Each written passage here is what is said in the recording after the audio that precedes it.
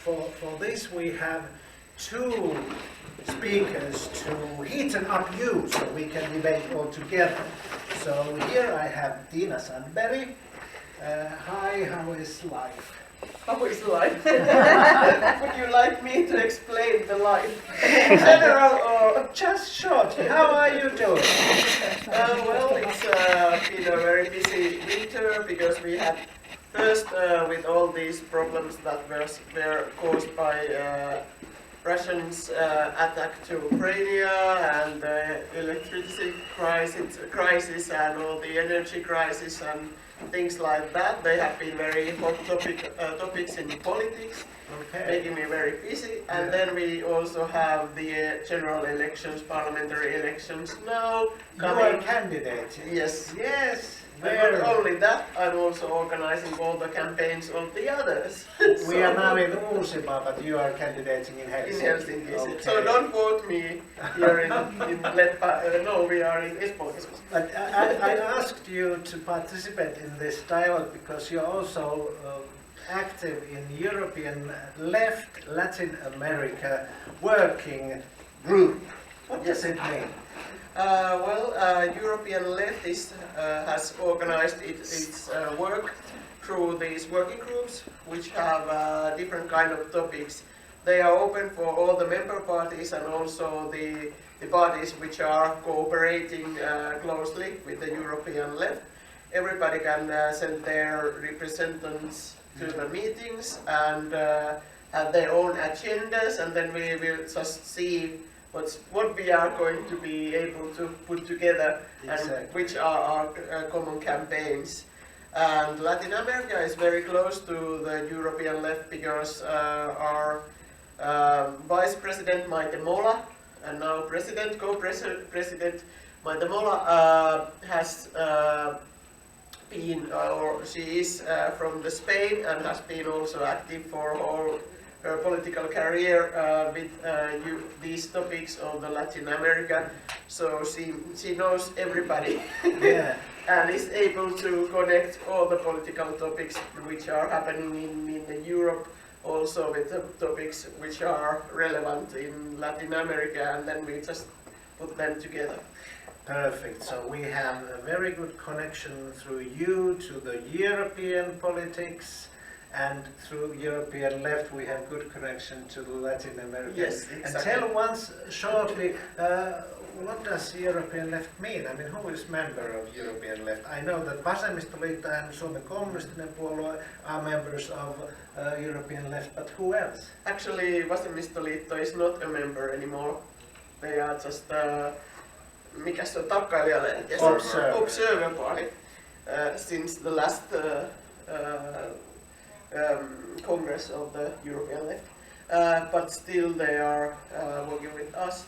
Other parties are big and small left-wing parties from all the countries of the European Union and even outside Europe. For example, in Britain there are still some members and parties which are working together with us, and it has been a huge political step for European Left. I think that since 2008, when this European Left was put together, there has been several parties. At the moment, I think there are more than 30 parties which are connected with the European Left at the moment. And European Left is not,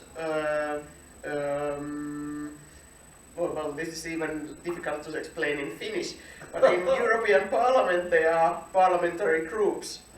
And the group there is GUE-NGL, which is the left and the North European Green parties. They are a parliamentary group. But we are an official European party, which is other thing. And there's also a group of left working inside the European Parliament. So it's very complicated. Politics is always complicated, but you have to explain us so that we understand it. Yes, and because thank for the presentation, but because now we understand that, okay, we are able to talk politics here. It's nice, we don't have to hide it. So, welcome Tiina, and welcome Rigoberto. How do you pronounce your last name? Zarza. Zarza. In Spain you would say Zarza. Exactly, but in a la cubano. Zarza.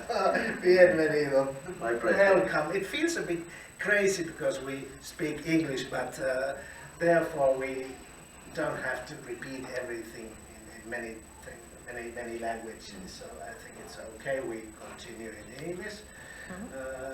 And after the meeting, hablen con él en español. Rigoberto, you work in an organization called ICAP. Yes. Well, what does it mean? That's the acronym, afternoon friends. There is the acronym of, in Spanish, Cuban Institute for Friendship with the People. Wow. It is a social organization that was created by our commander-in-chief in 1960, 30 December, so as to promote Cuba's reality abroad. You may imagine that it was almost 2 years after the triumph of the revolution, in which in January 1st, 1959, we were to our struggle and we decided to change the political, social, economic world that we were having in Cuba at that time. So there was a new process, a very transforming one, in which the state got control of all the oil companies and some other companies that existed there but didn't belong to us. So it was a very radical process, and from that time on, it started to wake up a feeling, very emotional feelings in many political parties, of course, the left, in many peoples of the world. They wanted to go to Cuba in order to see what was happening there, what was that process that was guided by the Birdmen and some others in the way to the struggle in the mountains, and they were able to defeat a very powerful army, and they took them away to the US. That's why our institution was created, in order to keep this kind of relationship with the peoples of the world and to be a voice of Cuba's reality. From that time on, it's what we have been doing. I have always thought that you have such a great organization because of the different concept of politics that you have in Cuba. Some people in Finland think that, what is this? I mean, isn't diplomacy enough? Where do you need the people? So you are concentrating with the people's organizations. Like yesterday I was listening to your speech, very good speech, at the Cuban Finnish Association, that we are celebrating now the 60th. 60, think about that. 60 years of collaboration and solidarity with the Finnish people with the Cuban people. And you have been helping with your organization to maintain the dialogue. And we have also Elizabeth here. You're also visiting us from Cuba, from the same organization. Yes. Happy to have you also here. Official speakers are these two, Yeah. but let's not let them only speak. Let's interview them. Is this your first time in Finland? Yes, it is. Okay, I hope not the last time. What's your first impression? We are always interested to know. Well, my first impression was the snow. I never seen the snow before, so it was very nice seeing here in Helsinki. Yes, welcome also. And Beatrice, here you are the ambassador of Cuba. Welcome also. Thank you. Great, good friend, and thanks for the coffee. We have here coffee invited from the embassy. I made the cake. You do? Yeah, it's a whole vegan cake. and then it collapsed, and then I had to run to the flower shop to well, That's the cultural, that's the art. What's the news, Rigoberto? We in Finland, sometimes we feel that we only get to know news from the US and Ukraine. But there is another world. The social forum, World Social Forum, even declared that it's possible. But please, what is happening in the other world, in Cuba, in Latin America? Please tell us some inspiring news, because we need them. Because from the observation point from what we are living, we are hungry for good news. Do you have any? Well, some. A different view of what you are being told here. Exactly. Yes, totally, because we know that today media is power, and information is power, and the other way around. No? So those who have the way to transmit it are the ones who try to create an image of that everything has to do that way. In Latin America and Caribbean, there are new eras in terms of progressive and governments that are having the great support of the population and once again gain to power. So we are really happy because we were able, when we say we are talking about all the area, because as our national hero said, Latin America from Mexico up to the Patagonia is the big, la gran patria, o sea, la gran patria americana, the big American homeland. So we knew from the 18th century that there was a different America in the north, which was seeing us from a different way, and that's what has happened all over these years. No? But in Latin America there is a new wave of progressive governments. We are happy because Brazil got power again. I mean, Lula, Mexico's president has been very active, very vocal in terms of telling all US presidents that it's time to see the Latin American not as the yard of the US, not as the backyard where you can come and to dictate your policies. So we are different people, we are different time, and we need to grow old by ourselves. In the case of Cuba, President of Mexico has been very active in terms of pushing forward our struggle against the US hostile policies against Cuba. Last year, at the end of the year, November if I don't remember wrongly, it took place the Latin American and Caribbean Summit of the Americas, and once again Cuba was excluded, as Venezuela, as Nicaragua, those governments that they consider dictatorships because of they do not fit to their status of quo that they have implanted all over the years. And there were many friends, including Mexican president and some other friends of Cuba inside the US and some other governments that refused that policy very active. It didn't happen many years ago, so we really feel that we are getting so much attention, in the area. Cuba has played an active role in terms of integration, cooperation. We have created or promoted several complementary mechanisms in order to support one another based on the things in which we are strength for, of course. You may know that we are a rich country in terms of human resources. That's what the revolution has prepared for 60 years, so we have a high level of professionals. They have been abroad working in many tasks, medical professionals, sport trainers, etc. And so working with helping the people on the most vulnerable when there are some hurricanes or some other air problems. And so that's why we have been working together whenever taking our voice higher every time we have the opportunity in order to see, as you said, that the new world and the better one is not also possible but needed. And the other big powers like US and big businesses don't often understand your different position or different, but they wonder why Cuba is sending, for instance, help in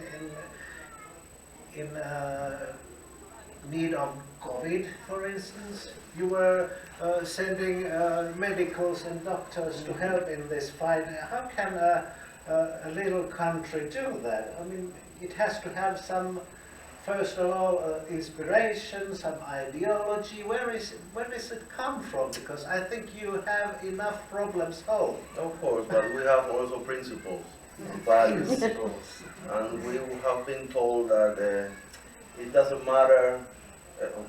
It's not necessary to give what you have more than enough. It's to share what you have, what makes you rich. And that has been a principle of the revolution since the very beginning in 1963. It was the first medical Cuban brigade who went to Algeria to pay their services there. There are many Cuban people, doctors, professors, sport trainers, construction workers, etc., who have been fulfilling admissions abroad. It's something that we have in our blood, I would say. It's part of the preparation that we have received. And we do it with pleasure because we know that there are many countries in the world, many people in the world who needs. That's part of who needs that help. There has to be a kind of cooperation between the South, because that kind of cooperation between the North and the South in a way is seen from different levels. So I am helping you because I am in a better position than you. And when you see, and Cuba has always practiced that kind of cooperation among those who may have similar problems. There are many persons who have studied graduated in Cuba for free as doctors, sport trainers, nurses, etc. We have also created hospitals in many parts of the world so that our doctors go there and teach their own population. Didn't you even teach people to read? I think that was an interesting there was a project. method that was created, it's called Yo Si Puedo, Yes I Can. It is a method that was created to teach people who are illiterate about how to read and write. It's based on symbols and some things like that has been implemented even in rich countries, for example Australia and New Zealand, with the local inhabitants or native communities who didn't have that opportunity before. So it was a result of the very high-level team of professors at the Higher Pedagogical University in Havana, in which they created this kind of method, which has had some recognition and awards from UNESCO. Perfect. Thank you, Rigoberto. Now you know who these guys are. But let's not give all the floor to these two. So I hope that you feel that you are invited in this dialogue, because without you it's not a dialogue. So the sauna is heated, so please take the water and throw it to these guys.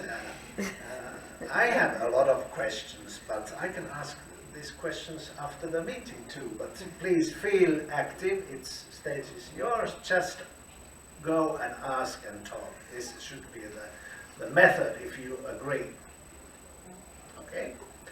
And if you need help in languages, then let's talk any language you wish. Tiina, meinasin suomeksi alkaa kuunnella. Asiva. Please tell some actions that you are in the European left now doing with Latin America. Are you planning some concrete actions where maybe we could participate, or do you know what's the next Latin America jump?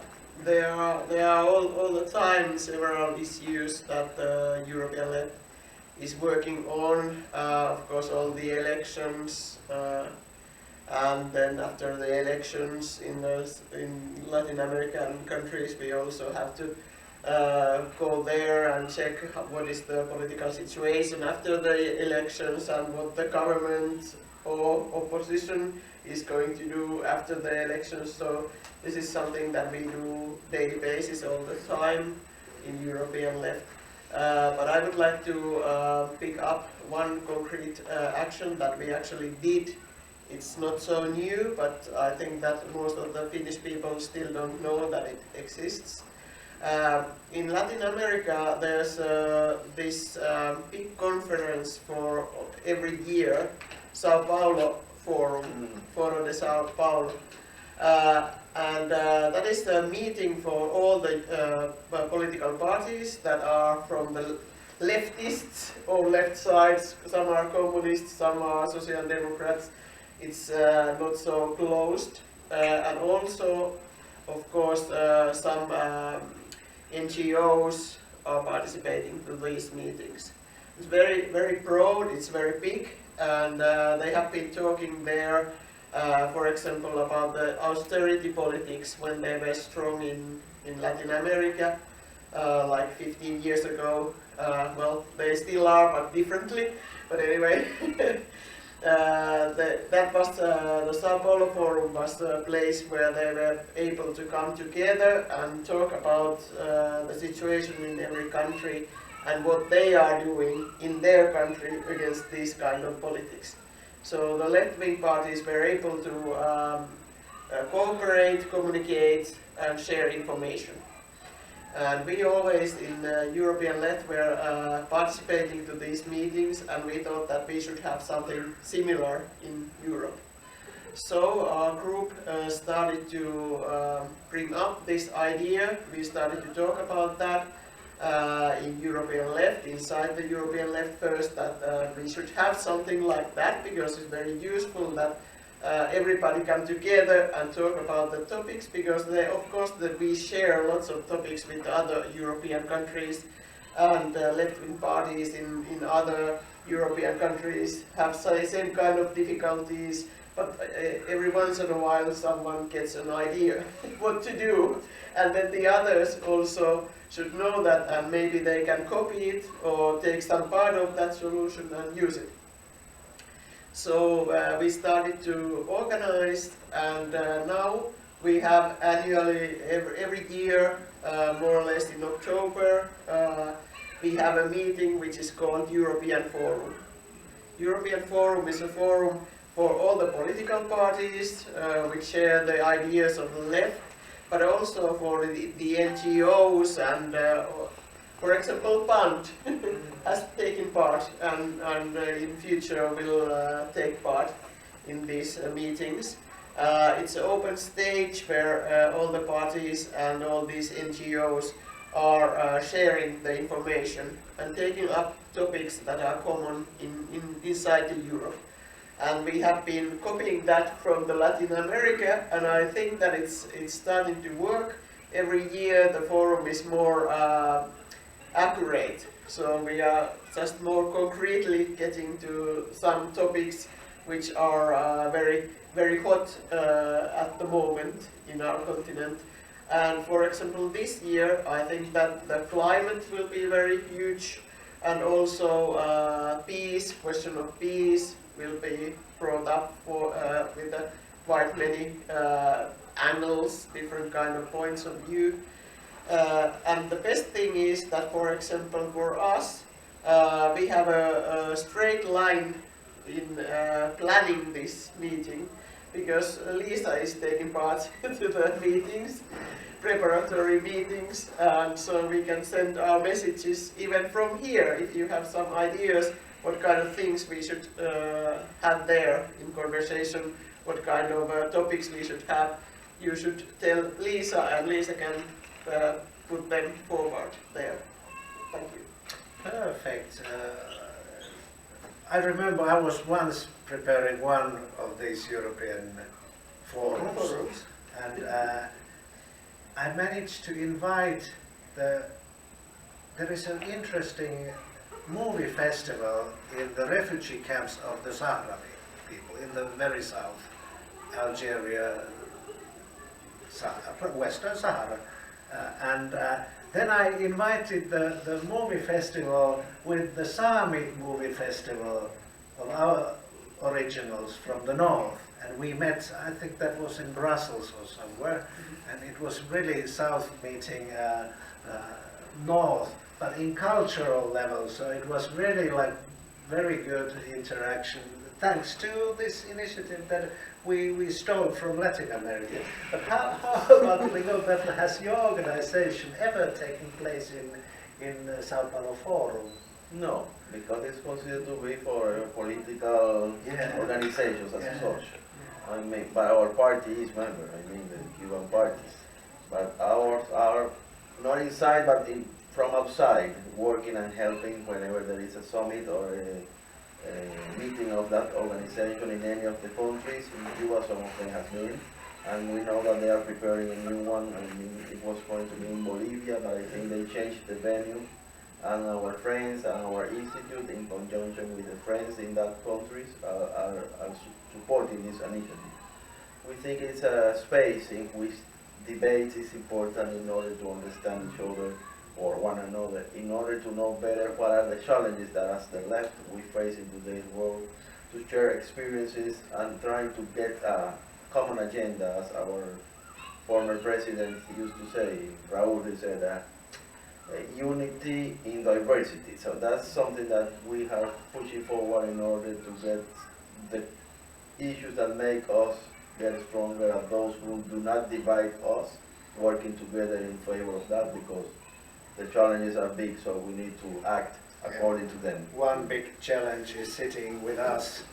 I'm happy you brought this here because it says that we should get rid of the embargo that U.S. government is manipulating the whole world against Cuba. It's affecting everyday life and making it very difficult, as if it would be difficult without these embargoes. In your organization, like I asked what's the next jump, I'm also asking how are you jumping in your organization? I know you made a big tour. You have been in the Scandinavian countries. That is also something I would like to hear. How does it feel? How are we doing the work for the solidarity work for Cuba? And what are the big plans for your organization for the future? Where are you inviting us to take part? Can we do something with you? We invite you to be active in the way in which we can cooperate a little bit more with our friends here, and also to articulate better with the region and with the area totally. We have been pushing forward unblocked campaigns in order to carry out similar actions, supporting of course the characteristic of every country and the possibility of Cuba's friends in every place, but to have common days in which actions can be done openly so as to call more public opinion about the issue of the blockade. Whenever we present, Cuba at the United Nations, every year we have for 30 years presented a resolution against the blockade at the end of the year, in October, November, and where the document is approved, is updated with new information regarding how the blockade has affected us in terms of economy, health, agriculture, the different sectors. You realize that most of the examples that are written in the last years have taken place here in Europe. So the blockade is not a bilateral issue between Cuba and the US. It is a total policy of sanctions, unilateral ones, based on the fact that the extraterritorial effects are very real thing here. And also we are working hard with our friends in order to see what new actions can we do in order to get more impact, in order to influence more, not always Europe, but also the European Union or some of the organizations, because they are having a common policy. So if we can work with one side on the other, trying to get the same target as well as in the US, because that's the place where there is noise, or this voice should be drawn more and more every day. We have many friends there. Here in Europe, we are trying to articulate a solidarity movement with Cuba. They have been very active in the last years because due to the pandemic and the restrictions that Donald Trump imposed additionally to this kind of policy, we are having now very serious difficulties from the economical point of view. We have been having lack of medicines, oil, transportation, so basic services which are needed for the common life.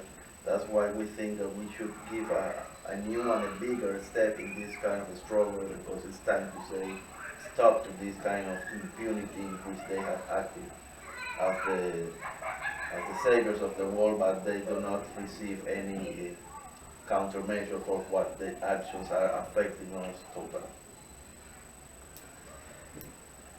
What do you think, Tiina, has European left heard what Cuba is sending message to the world?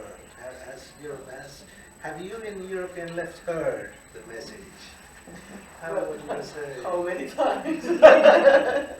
Yes, of course. The Cuba is one of our project that is unfortunately I think that it won't be over soon. and has been with us all the time also. In European left, we know the situation is very bad at the time in Cuba, that there are so little resources to organize the healthcare and education and even to give enough food for people. It's very serious, the situation at the moment. And that's why, for example, our Vice President Maite Mola has been spending a lot of time in Cuba recently, planning what kind of actions could we do, what can we do more to help Cuban people, because they actually, at the moment, they need very much help, concrete help, like medicine. And it is possible to send medicine from Finland to Cuba. It's not easy, it's complicated. But anyway, we can do that. And I would like to see that in future also the Communist Party of Finland would be able to take more part on that, so that we could organize that. Because even small amounts of something like common medicine here in Finland would make a difference in Cuba. But as I said, it's difficult because even people in Finland don't realize, but still the embargo is also on us. For example, when I traveled to Cuba, or we traveled with Elia to Cuba a couple of months ago, and I just asked Talvikki, who works in our office, to send me some money, because I have been paying something in Cuba, and I wanted that that money was given back to me, compensated. And I just told her that send it to me and put something like the accommodation in Cuba or something like that. And there was a word, Cuba. It was like 40 euros or something like that. Letters worth. Not like 400 euros, 4,000 euros, 40,000 euros, no, 40 euros. So it was a bank transfer in a Finnish account? In Finnish account, okay. From the Finnish person having Finnish account to other Finnish person with the Finnish account. It didn't went anywhere around, just from one bank account to another. And still the embargo was there, and they actually confiscated that amount of money for more than 1 week. So that I was able to send a message where I said that no, this money is not going there, and this is not used for that, and this question is not even considered in this case, and this is totally two Finnish persons sending money between two Finnish bank accounts. And after like 10 days or something like that, they were able to make that transaction finally. But we have to explain a lot. So there must be something really interesting in Cuba, because your 40 euros make... Yes, that would make a difference. Hey, please. Thank you. Hey there, I'm Joni Vuori, a citizen of Finland. I definitely lean more towards socialist thoughts myself, and when I think of the embargoes, if I have understood it correctly, they are against, they are illegal. They starve people of important non-harmful things like medicine, cause deaths this way, and they should be circumvented. But for me, what I'm wondering about is that, is there any sort of like a movement toward building a new economic structure to what we live in? And I'm also talking about not only this sanction business that America engages in, but also the post-Second World War Bretton Woods system that seems for me to be the sort of weird, like America helped rebuild German and Japanese economy in order to sell their goods so they wouldn't have another market meltdown, but they impose austerity policies through International Monetary Fund onto the global south to keep them providing resources for the factories in Asia and from their products to Western audiences. I would like to see a more just economic structure that allows for growth for the South as well, and it doesn't engage in this sort of even human killing sanctions that prevent necessary medicines and other things from arriving in other countries. Could you please say once again your name? Joni Puujärvi. Joni, thank you, Joni. Who would like to respond? Is there any hope for building such a... Tiina, I could say something. of course.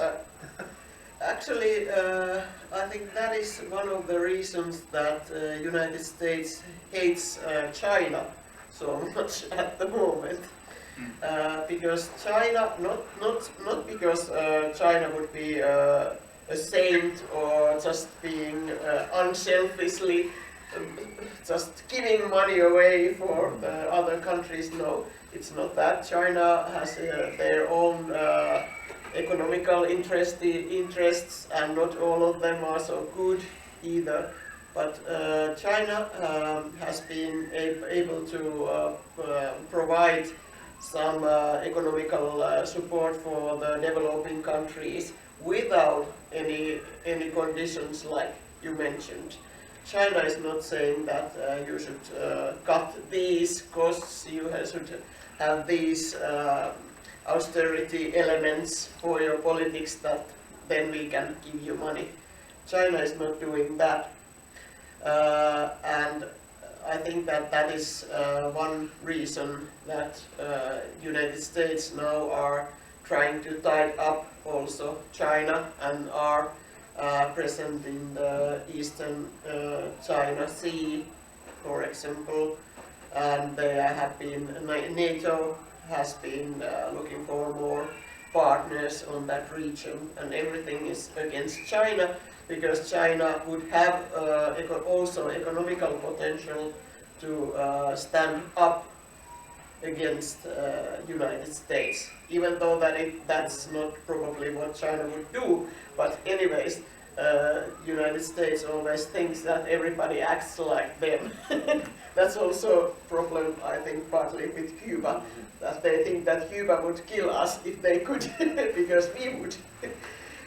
So I think this kind of politics is very, very dangerous, and I'm glad that China is doing something. And China also is a member in a larger group called BRICS, which are the big economies, well, not all are so big, but mostly the big economies which are outside of this Western bloc, economical bloc. So they are willing to look for more solutions because they have to. They don't want to give the power to the World Bank and others, so that they would be able to decide what kind of politics they can do in their own countries. Please. Yes. I've heard also that, of course, Cuba is not the only country that is embargoed, even that it's a very long time. It's been that United States and West Bloc has been building an embargo against. They are putting embargoes in many. Example in Syria with this, it's very, very ugly because there was this earthquake and so on. But now that there are more and more embargoed countries,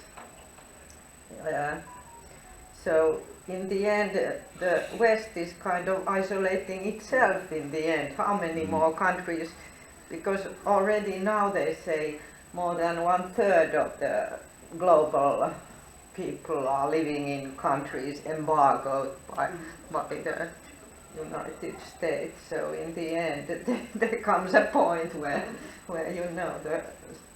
the embargo system must collapse. Interesting point. You were presented in the discussion we heard previously, Yeah. but could you please still say your name here? I'm Silva. Thank you, Silva. Timo, my name. I heard that last year the BRICS countries had a little more purchasing power than the countries of G7, so that the balance is United States and Friends is going down and BRICS is going up. And what Tiina said, this is changing. The situation is changing, the big picture. But the problem is, of course, that inside the BRICS countries there are big disagreements with things. For example, India and China, they are not friends actually. They have very different kind of ideas what to do. So it's not, when we talk about the European Union, for example, we have some kind of common discourse and the common shared ideas and things like that. And BRICS is not that kind of combination of countries. So it's also it's complicated. So, commentary here. Maybe that it's actually the strength of BRICS, because with the European Union I have this very definite impression that it's trying to go too far in integration, trying to put trying to coordinate too much, and now it's kind of breaking. There are serious signs. For instance, the Euro project as such is more and more looking like a failure, and I think it's very probable that it will at some point collapse, and we should prepare for that. Interesting. And that's please tell your name also. Marko, so we can ask you more. Yes, and actually, I would say it makes the working of BRICS easier if even two countries which actually have a border dispute, well, like you said, China and India, if even they can kind of compromise can see some common, some ways to cooperate without getting too much integrated, I think that's kind of optimal. It's easier to work like that. First, Joni, and then. Okay, thank you. I'm also wondering about, though like BRICS seems to be providing an alternative to many countries, and I hope that those countries, developing countries or countries in the south that have been treated badly by Western-led system, they are able to get as much use out of it as possible. I still wonder where this current world political situation is leading, though, because it seems that the West is also ramping up their aggression as China is becoming a more serious economic competition. So once the Western colonialist powers no longer can rely on their economic neo-colonialist system to work, they start hostilities with both China and also in other places as well. So I'm wondering, is there a realist viewpoint that needs to be taken in that sort of way, that if there is a war breaking out between the West and China, Russia, etc., are the South Americas going to be isolated, and do they need to form their own economic and otherwise support structure? Because I did notice how a while ago an Iranian oil tanker was stolen by the American Navy in international waters, which is not piracy, and it makes me wonder, are there ways for West to stop trade between South America and China if there's a big conflict breaking out? So is there that sort of like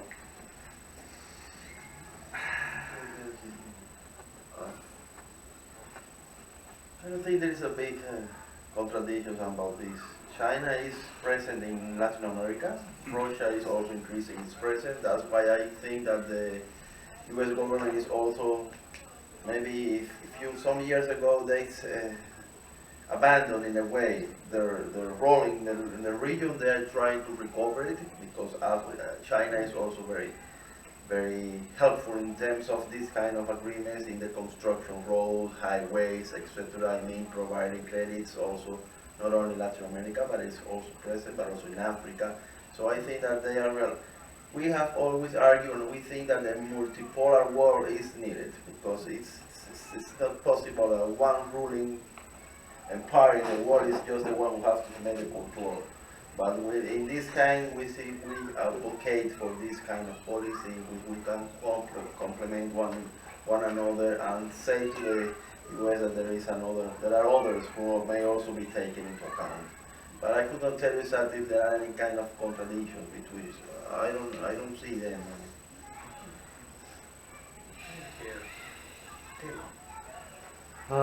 I heard that Iran and Saudi Arabia are finding a peaceful connection. They have now diplomatic connection, and China helped doing that, and it's a very good sign. And one other thing is that I think that in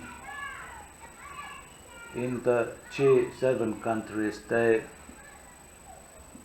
don't do very much in real economy. They have business only, moving money from one place to another and making 1% of people very, very rich and others poor.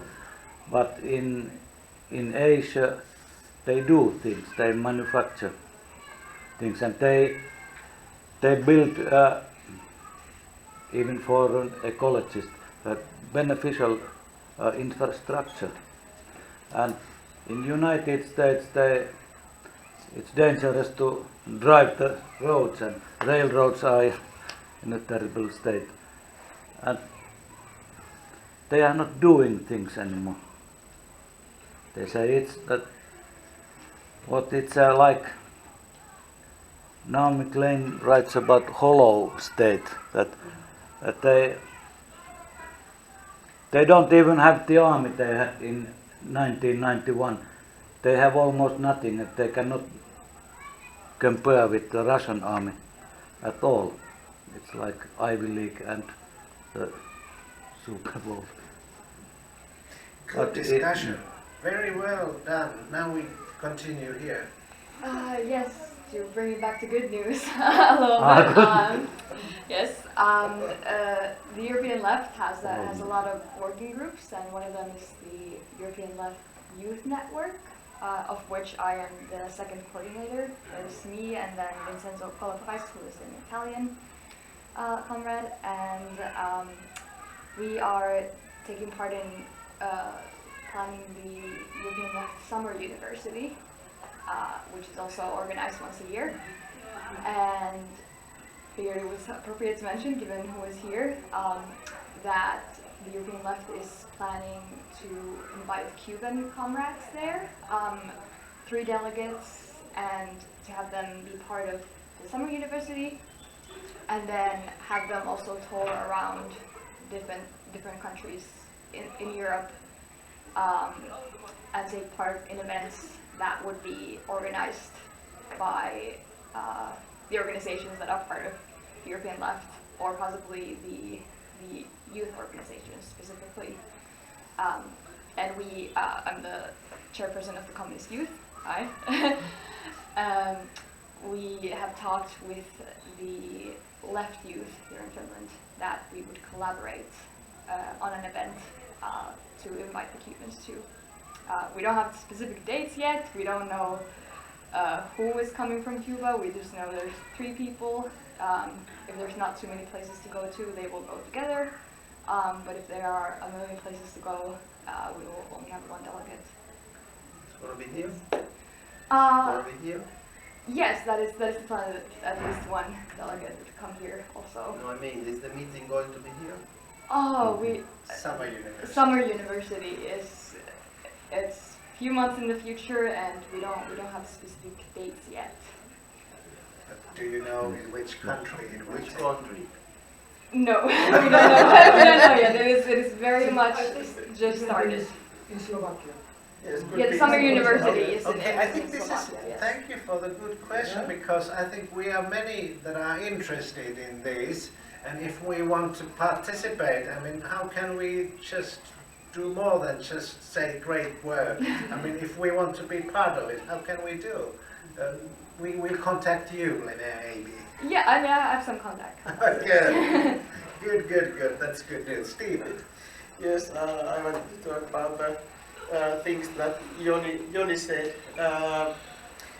We were actually today talking in our office with the Cuban friends, and we were talking about how dangerous stage we have in the world, because there's a great imperium which is going to collapse. That's the hollow state that now is talking about also. United States is they are losing power. They are not able to control their own country, but they can't let the other countries go either, because if they will just release all the other countries, they are not going to be able to have enough energy and materials and money for themselves. So it's a thing that they are not able to do. And in history, if you look how the British Imperium fall down, you can find out that it was not pretty. It was exceptionally awful in the developing countries like India, for example. They suffered a great deal because the British Imperium tried until the very end to keep all the strings and we are going to keep this what is ours. And now the United States is doing exactly the same thing, I think. And that is why it's so dangerous at the moment, why it's looking for a war with China even though they know that if they are going to have a proper war with China, that would be a much bigger issue than with Ukraine at the moment. And but they are willing to do that because they are fighting for power, they are fighting for the imperium to stand. They know that if China is doing what China is doing and continue doing that, they are going to get to be the most powerful country in the whole world. So what can North America do? They can try to do something so that China won't be able to become number one, because they are already number two. So they are competing. That's true. That's a true analysis of what the United States has done. They are actually competing. And they are in danger to lose their power. And that makes them very, very extremely dangerous.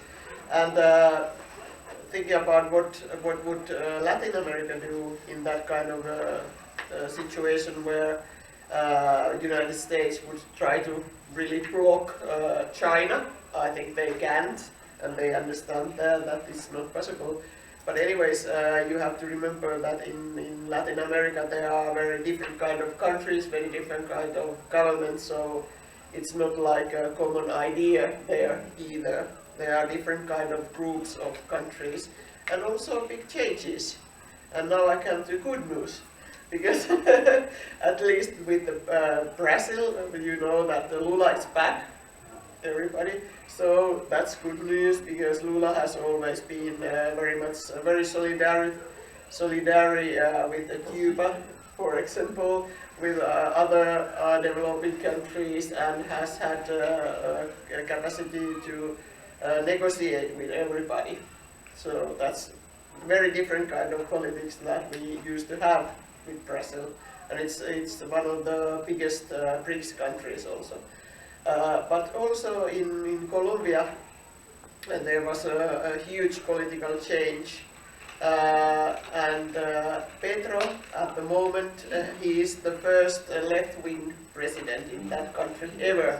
The history. It's in its history, and it's a huge change, and even he is tied with that history also. He's not able to do everything he would like to.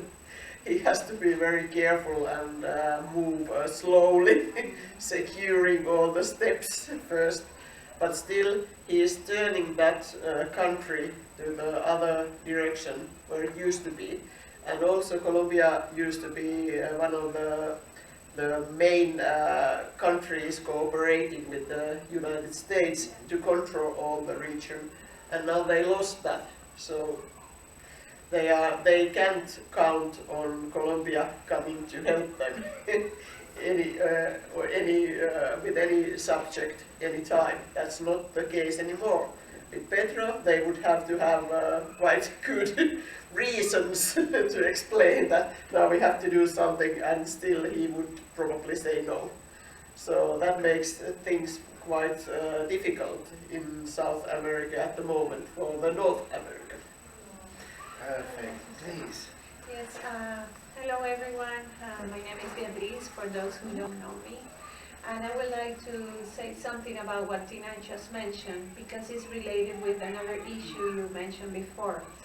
So you were talking about your problems during your stay in Cuba to transfer some money because of this embargo, but it's not the embargo as such. It's because Cuba was included in a list of state sponsors of terrorism, even though everybody knows that we only share solidarity, doctors, help, and also knowledge, and we have been like suffering by our own people all those terrorist acts that we have been facing during 60 years because our the decision of build a different country. Everybody knows that. So we were put in that list during the administration of Donald Trump because Cuba was helping Colombia in this talk of peace. That was a very important process for Latin America, because everybody knows that inside of Colombia there is a long struggle data, and during a long time they were asking for help, the government, to stop that. They were dying innocent people inside the country because of this war. Special sound effects. Yes. So Cuba and Norway were part of these dialogues that succeed. It was very important for us that Colombia could find a way to have peace for their own people. So we were being part of a dialogue and an agreement, but unfortunately the government of Colombia changed, and the new government, the new president, just neglected what they have signed before. And it was a big mistake, because there is a state agreement. It's not a president agreement. So in that moment, as he stopped without reason the talks, those from the army, Colombian army, who were in Cuba for the dialogue, had to stay in there for a while. So that was the reason why Washington said that we were sponsors of terrorism, because we have these army people in our country. That was not fair, because you cannot neglect why are they in Cuba. So for this reason, and it looks like something really crazy, now we cannot use the banks, because banks say, I cannot transfer money to Cuba because they will use it to terrorist acts. So that's a huge game supported by Washington as part of a blockade against Cuba. And it sounds like crazy, but it happens all the time, and it has a direct effect on our people, because we cannot buy medicine, no food, no clothes, nothing, means of transportation. So we have a big economical crisis, because no one goes abroad with luggage full of money to buy nothing. So it's quite hard for us. It's an unfair war against Cuba, for the only reason that we had decided to build our own future. So I just want to point to this, because it's all connected, and I think it's worth for you to know. Thank you. Okay, thank you. Thank you, and please share your opinions. I at least have two hands that I recognize. Please, maybe more. We start here with Silva, and then Joni, and then Timo. Yeah, it was interesting. I didn't know all the stories, and of course I now understand more. Like there are many details still, like grades in these embargoes. Like you get the worst and degree, and then some. But Sorry. this is very Friends, sounds very to unjust. practice one campaign that is called 1 cent for Cuba.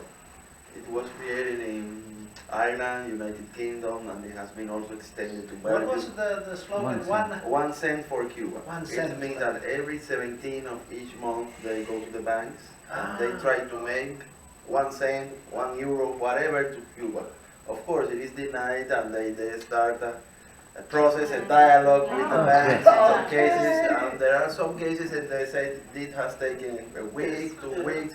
They might complain, they accept it, they not, but sometimes they are given back, for example, 50, 70 pounds was delayed for her to shut up and don't continue with the struggle. So it's something that Cuba's friends are doing here in Europe, and it is very related to what we have been talking about, This the is issue very of the good, banks. because I think we should share these campaigns that we It's have. online, I have a Thank you for sharing, website. and others, I please send share money campaigns. every month to Cuba, to this Finland-Cuba organization. No, but try to send it to Cuba. Directly. So that the bank will have to do the work. But I don't want to mess with the bank.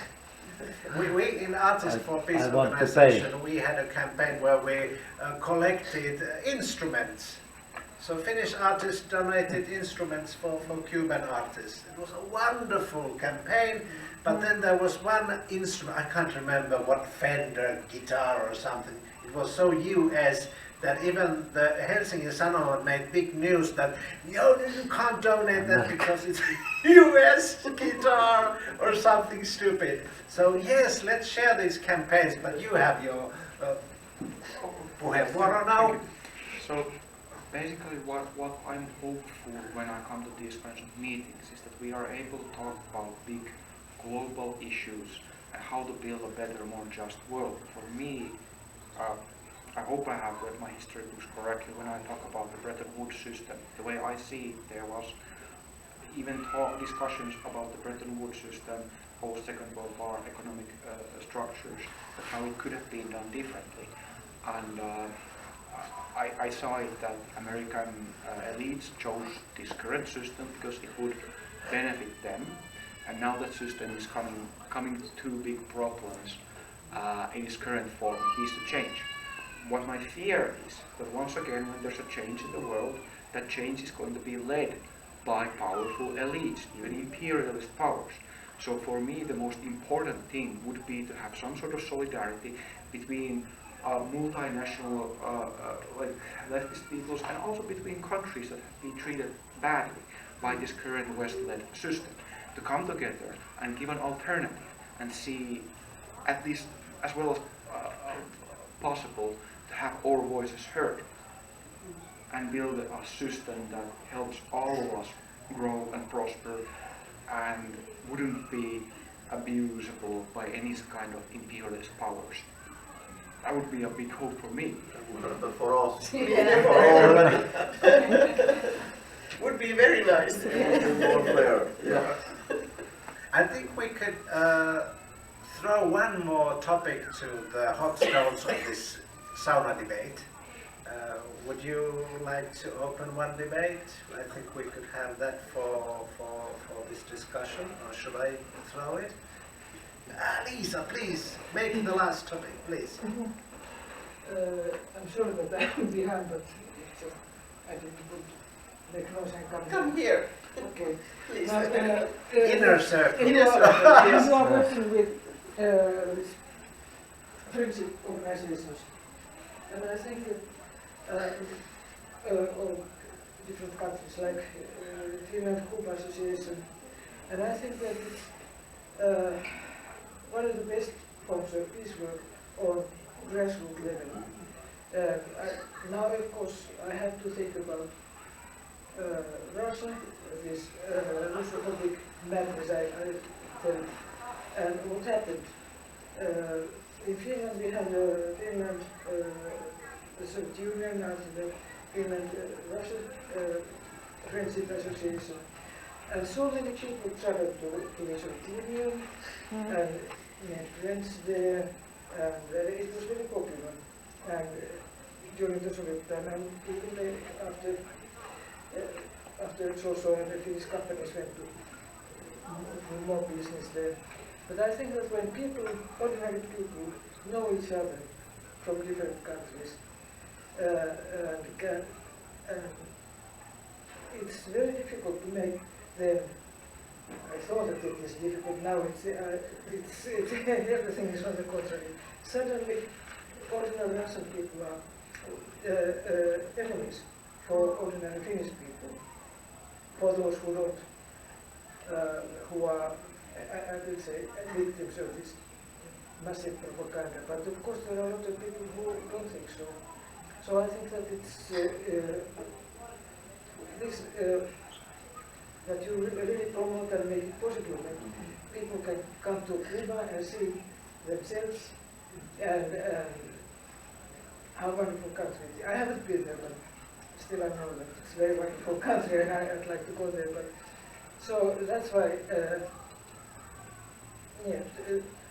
how to get more people to meet each other and when I was working, I also guided some tours I was in a hospital, and we went to Estonia, and ordinary nurse met the nurse, and midwife met the midwife, and so on. And they had so interesting discussions, and I felt so happy. And that they are, on both sides, they say that they are ordinary people. But I don't know, I could have a question, but I'll throw the ball. How will you think about it? I think you had a very good question. If I understood correctly what you said, I think we should brainstorm how to make more vital and more vivid, more stronger the collaboration and work and solidarity towards Cuba. So I hope that we could have a round or free debate on that, how to not just be tourists. Yes, please. Okay. If people who share the profession, like teachers with teachers, and I talked with biologists when I was in Cuba, and we understand 90% right away, because all people who do the same profession, they see the world the same way, and what they have to do is to talk about details and to get to know personally. But it's a good foundation. If you go just like that, then you see that not too good service and so whatever. So you feel you are an outsider, and I agree that we must make the quality of the meeting of the people higher. Thank you. Yes, I would like to continue with that. I think that one step could be or trying to organize places where common Finnish people could easily learn some Spanish. That would be useful, because I don't. Most likely none of you knew that in the ylioppilaskirjoitus, mikä se on? University testing something. End of the school. So many. Matriculation exam. Yeah, matriculation exams for the nyt multa katos vielä lukiokin. Colleges in Finland. We have this huge exam which is for all the pupils who will be terminate their studies there, and then they will continue to some others. And all the country is taking part to these exams, and only 71 persons in Finland decided to do an exam on Spanish, long Spanish. We have short Spanish, which is just in 3 years, and the long one is at least 8 years. Yeah, I think it is. There are many levels of the different languages in Finland, but yes, I think it's 8 years. But anyways, so only 71%, and half of those, or more than half of those, are from the families which already has the second language, the Spanish. Yes, so they are not actually writing something. It's very easy for them, and of course they will be it because they can do it with no problems. But still, that means that only a handful of Finnish people, the young, are willing to really work with them. Among about 25,000. Yeah. Only those are willing to do the hard work on learning the language. And if they are not able to speak Spanish, they will never understand anything about the Latin America. Sorry for everybody who don't speak Spanish, but that's the hard truth. That's the way it is. Yes, that's the way it is. If you want to know and understand something about Latin America, you just have to learn yourself how to speak Spanish. And also, when I went to Cuba a couple months ago, it was so great that I was able to talk with the common Cuban people, anyone there. I just started chatting with them, and trust me, they want to talk. I've been talking for hours, just like meeting someone and then just starting it, and it doesn't stop. And then we were almost changing the directions, and oh, your daughter is going to come to Europe after a couple of months, and we are friends. But anyways, you can get so much information in conversations like this if you can speak Spanish. But if you only speak English, it will be like, hello, how are you? I'm fine, thank you. That's the level. So it's very different. And I think that one thing would be that more Finnish people would understand or speak a little bit of Spanish, so that they would be able to communicate.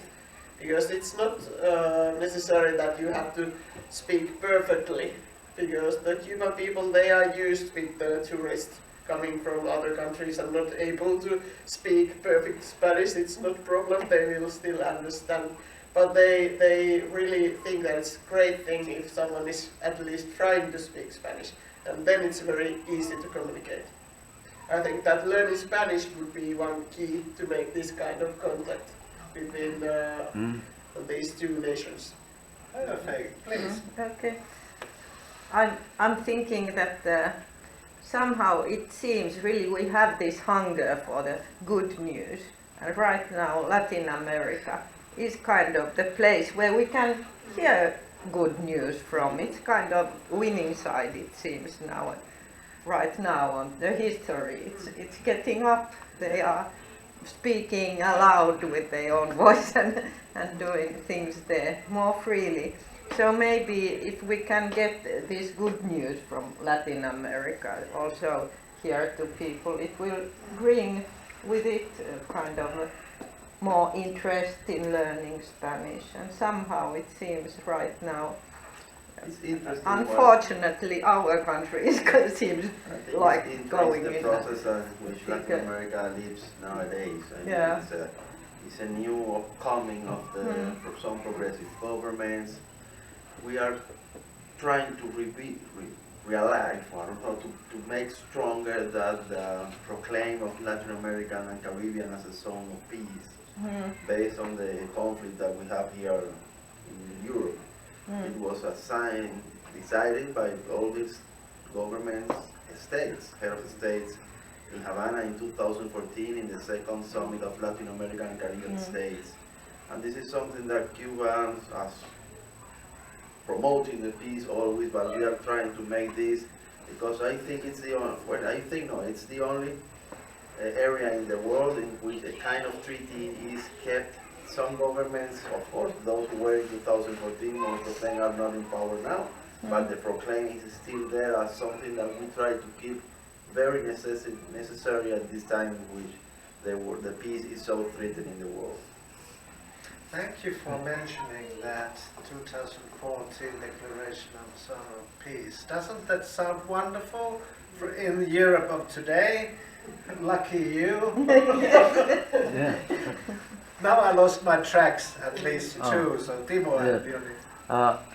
and Joni. I continue Tina's speech about learning Spanish.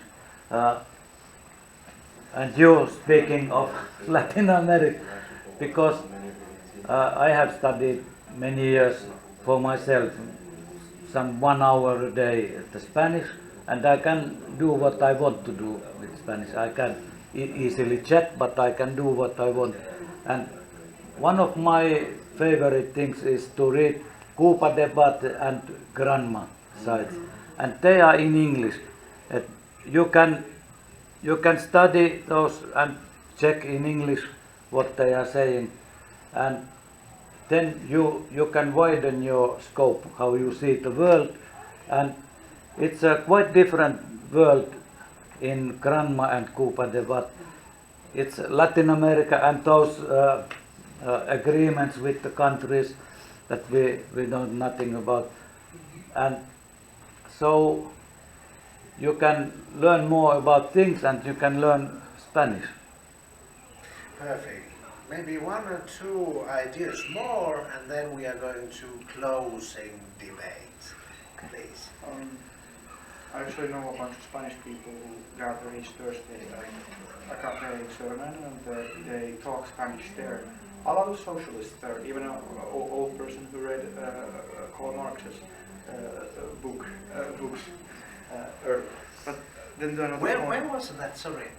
it's a cafe at Sörnäinen, Cafe Pecuena. Can you? Where is it? Where is it? At Sörnäinen in Helsinki. When do they gather? Is it regularly or just by accident? Tuesday at 6 o'clock or Each Thursday around 6-7. yeah. Talks in Spanish. Marx is not So next thrown time we away. meet there. Let's go there, even though it's One question. Carlos Marx. Yes, Carlos. yes, I was just about to say that they call him Carlos Marx in Spanish. Sorry, let's listen to Is there any faith on building a non-aligned movement? There's this person called Yanis Varoufakis, is the ex-Greek finance minister who negotiated with EU about Greece's debts, and he is also an economist. I read some of his books, they influenced my thoughts about this Western economic imperialist system, and I noticed that he visited Cuba, and he came to speak in Cuba talking about building a non-aligned movement that is not a political, but sort of a movement that would be unwilling to support either Western or Eastern or any kind of imperialist movements, that would want to help people find their own way to self-determination. He mentioned that it would be important to support women in Iran, at the same time not allowing American organizations, whether it's CIA or other groups, to control the narrative there in order to just topple regimes and further Western imperialist power. So is there any point in this sort of non-aligned movement that is not a political but builds solidarity between countries that do not want to follow any sort of imperialist bloc? Or is it? I'm not sure. I guess there are some, they have happened some, but I don't know about as a non-aligned movement. There are some agreements with the some countries cooperate, etc. But you know that mostly the non-aligned movements are those, countries are those who do not have a lot of resources, so it's something to think about it. I am not sure about if there is any implemented as a group. Yes, the non-aligned movement that was founded as a movement that was founded in Bandung, and it was a promoted idea to give presence to those undeveloped countries with more power than the rest from the south. So, but this is the name, it took the movement in that moment. And it means that it's not aligned with any kind of policy, like trying to be according with the level of development of their countries, their possibilities. So we make some coffee, so we have some other coffee, and the movement, no aligned movement at that kind, if you are talking about this, that was founded in the 60s, and it has a presence also in the United Nations, and they vote as a bloc also to support those ideas from these countries that are part of this group and are supported more than else by the, how could I say, initiatives and things that had to do with their own possibilities of development. So, but I couldn't hear your whole question. I just heard that we've been talking about the non-aligned movement, and I think it was a great period when lots of the leaders of undeveloped countries, as our leader Fidel Castro, promote the idea that even those small countries must have a presence in the United Nations, in all the areas, in the multi-cultural, and also in the international policy as a movement, because it's like in the Security Council, they're only the biggest and the strongest country. So the idea was to give a voice to those countries who were neglected at that moment. So, but I don't know if you're talking about that. I got the impression that... Not really, no. Not economical issues, only political. So there are many, it's like a consultation group for ideas, from proposals, from policies, but it has no, not economical background, if you are talking about that. I will not necessarily only limit it to the economic sphere, but I'm curious whether this sort of non-aligned movement could be helpful in the future, whether it's that we lift up the image of a non-aligned movement so that this voice gets heard even more strongly here in Western countries, and we see if there are Western citizens who are willing to support this. Is there a good future or a possibility with the sort of movement to gather support this way for Cuba and other countries? I'm not sure. I think it's a great idea. Okay. I think. Maybe that's an idea for our next debate we could organize. Yes, Because, but it sounds great. Like the way you put it, asking is this a good direction? I mean, how could we know if we don't debate? So thank you for the good initiative. And now before we go to the closing speeches, I would like to remind that the Suomi-Kuuba-seura, the association, friendship association Cuba-Finland, Finland is a very good tool for the solidarity and the cooperation because it has a very good connection to ICAP. For example. And also it gathers friends of Cuba and solidarity and know-how and everything. So please let's not forget it. Once we are having an idea of Cuba issue, whatever it is, let's call a member of the association and ask, could we do this together maybe, or some of that. This is the way how we can make it stronger. And if we sometimes are critical about one organization and say, it's only doing this, it's only... we can change it. Let's do it better together.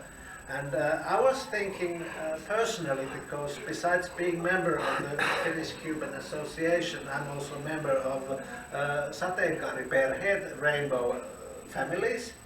And I think from the LGBTQ plus perspective, Cuba has a very good news because of your new family law that guarantees same rights for different families.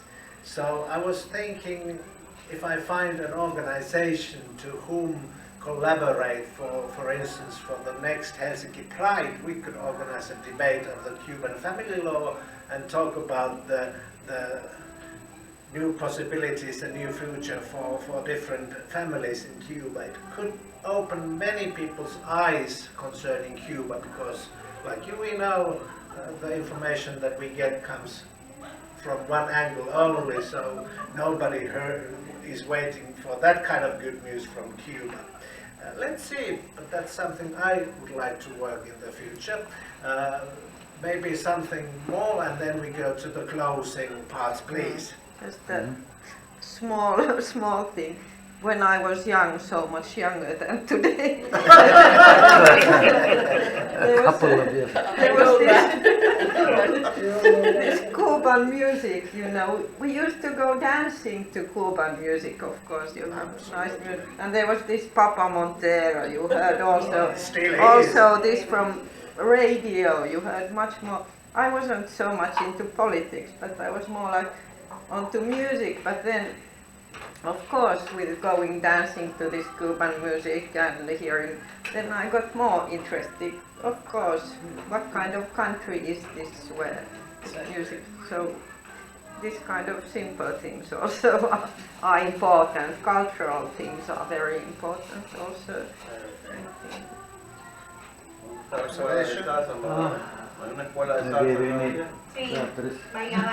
Yes, one observation, and then I give the floor to the speakers to close. I would like to ask, what is the connection with Spain and Cuba? Because obviously you both speak Spanish, and that's European country, and you are Caribbean country. Remember that in your closing speech. It's like United States and England. They have special relationship in that way. That's a very long story. I first give the floor to Tiina and because I see many athletes who sorry? are Cuban, but they represent Spain. Are we ready to close the discussion? I think yes. Next week. Tiina, Yes. was it worth coming to Lippulaiva kirjasto to debate about Latin American? On my Sunday, I could have done something else. Did you get something out of this? Was it worth it? Yes, I think it was very good conversation, and I think that hopefully many people will see this recording later on, so that they will get all this information also, because these are the kind of things that we are not able to find in our media, as we have been talking here, mentioned earlier today also. So it's very important to have these kind of meetings where people can share information and make questions. I think that I actually was participating to one debate for candidates. It was organized by Finlandia Oy, which is a media for the Spanish speakers in Finland. And they wanted to have their proper debate with the candidates from several parties all over the Finland. They were making questions which are more relevant to the Spanish speakers who are living here. And at the end of that event, they gave a free speech for everybody. And of course, all the others were just telling that my name is that, and this is my number, and I'm there, and vote for me because I'm the best. But I decided to say that of course my number, my name, and I'm in Helsinki and won't vote for me, but also that I wanted to thank Latin Americans in general, that because of this connection, this possibility I have had in my life, that I am able to speak Spanish, I am able to see the point of view of Latin America. I am different kind of person than I would be without that connection. And so I said to them that thank you that you exist, and thank you that I was able to have that kind of connection with Latin America, and I have it has really made a huge difference in how I can see the world and things. And I think that's also one thing that we have done today. And we have some people coming from other part of the world, and they are telling us how they see things. And it's always changing the perspective is very good for thinking. Everybody should do that every once in a while. So I think it was worth coming here today also. That's good news. Cafecito. Gracias.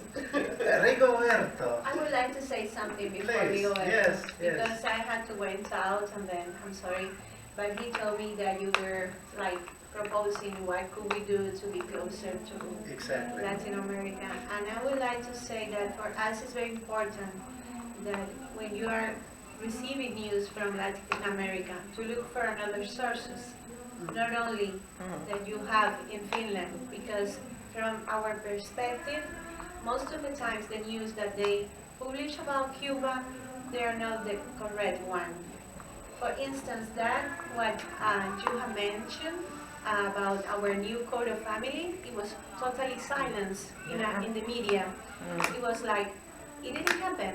And when you are always saying that we have no democracy and you do not respect the human rights, first we made a referendum, a national referendum. Everybody went to vote if they agree or not with the new code of family. And it was supported by 3 million of Cuba. First thing, no fair. We opened votations and people came. And this is a huge show of our democracy. And the second one, we are giving more rights to all kind of families, to protect children, to protect all people. So this is only a small example of how much our news from Cuba and Latin America are silenced in the media. So I would suggest you always to look for more information about Latin America. We have been passing through many moments, like recently all these events in Peru, and the information are not good at all. So I think we should have a critical eye in the moment we are receiving news from Latin America. And the second thing is that I think it's very important to generate this kind of places. It has been so worth for me to have the possibility of sharing news and information and knowing all these good things you have been sharing. So I think we should propose to have this kind of debates, not like a task, because it would be very bad, but as a moment, relaxing moment among friends to discuss important issues.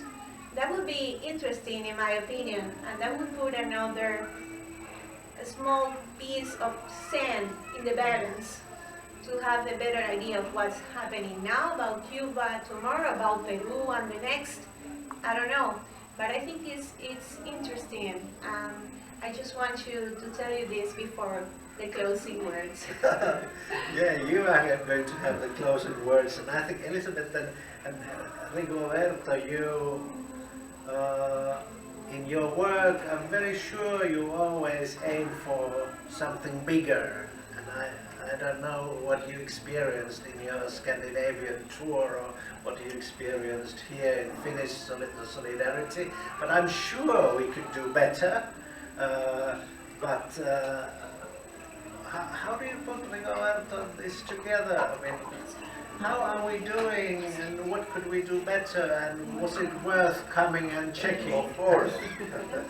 For us, it's our first visit to Finland, as it was for to Norway, Sweden, and Denmark. So we have been able to see and to personally talk with most of the active friends and leaders of the Cuban organizations in these 4 countries.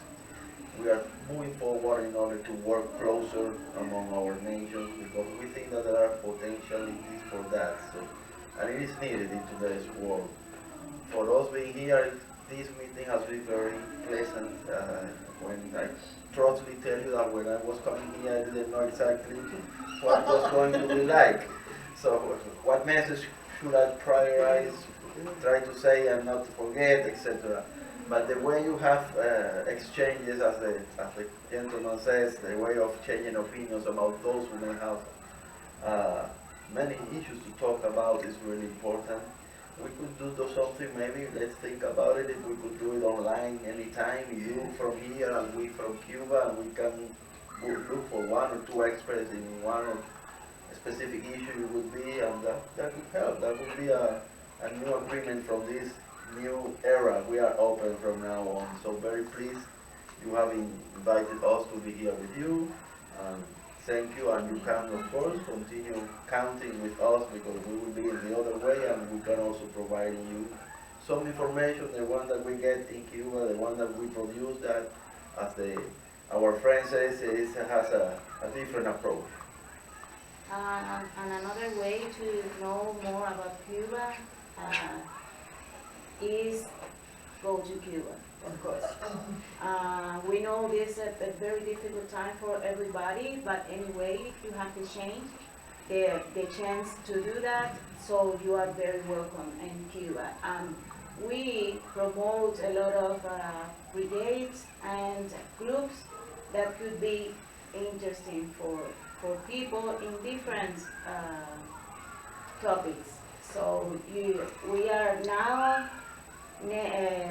very close to the May Day Brigade. That is a big celebration in Cuba, and it's a good an exceptional moment for everybody that go to Cuba in that day, because it's a party for the Cuban population, and also the brigade, because it's international, it's very how would I say? Attractive. Yes, it's attractive, and rich for all the people that are involved in this project. And also, you have the opportunity to go in the summer,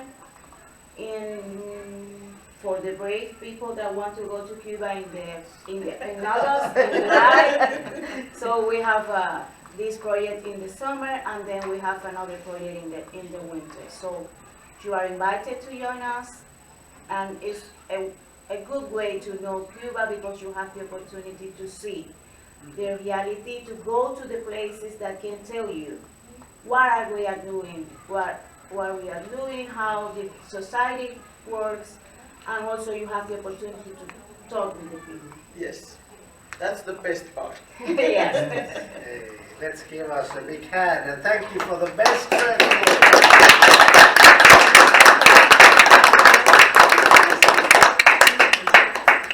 Yes, maybe we take a picture with the